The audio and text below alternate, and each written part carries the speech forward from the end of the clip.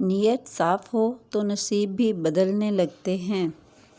ہمیشہ خوش رہا کرو، کیونکہ پریشان ہونے سے کل کی مشکل دور نہیں ہو جاتی بلکہ آج کا سکون بھی چلا جاتا ہے۔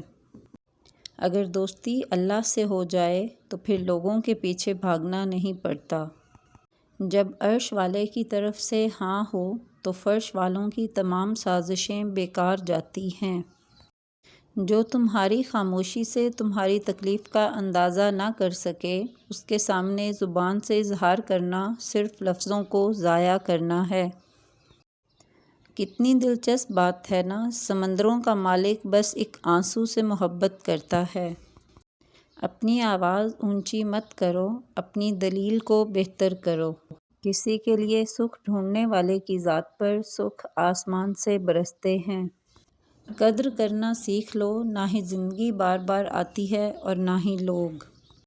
یہ زندگی 2 دن کی ہے، ایک دن تمہارے حق میں اور دوسرے دن تمہارے مخالف۔ جس دن تمہارے حق میں ہو اس دن غرور مت کرنا، اور جس دن تمہارے مخالف ہو اس دن صبر کرنا۔ اپنا سر اونچا رکھو کہ تم کسی سے نہیں ڈرتے، لیکن اپنی نگاہیں نیچے رکھو تاکہ پتہ چلے تم ایک باعزت گھرانے سے تعلق رکھتے ہو۔ عزم سے پہلے سوچ لو، آگے بڑھنے سے پہلے مشورہ کر لو، اور حملے سے پہلے غور کر لو۔ لوگ پیار کے لیے ہوتے ہیں اور چیزیں استعمال کے لیے۔ بات تب بگڑتی ہے جب چیزوں سے پیار کیا جائے اور لوگوں کو استعمال کیا جائے۔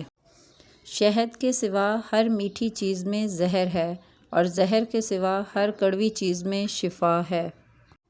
دنیا کا سب سے خوبصورت پودا محبت کا ہوتا ہے، جو زمین میں نہیں بلکہ دلوں میں اگتا ہے۔ خدا کے نزدیک کسی انسان کی عزت جتنی زیادہ ہوتی جاتی ہے، اس کا امتحان بھی اسی قدر سخت ہوتا جاتا ہے۔ ہمیشہ چھوٹی چھوٹی خوشیوں کا استقبال کیا کرو، کیونکہ انہی کے پیچھے محبتوں کا سیلاب ہوتا ہے۔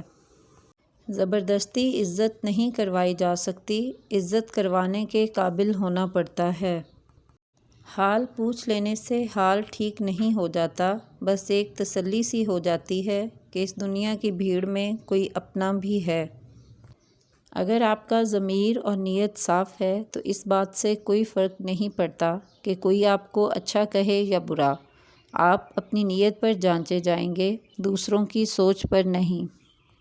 غصہ اس سلگتی ہوئی لکڑی کی مانند ہے جو دوسروں کو جلانے سے پہلے خود جلتی ہے۔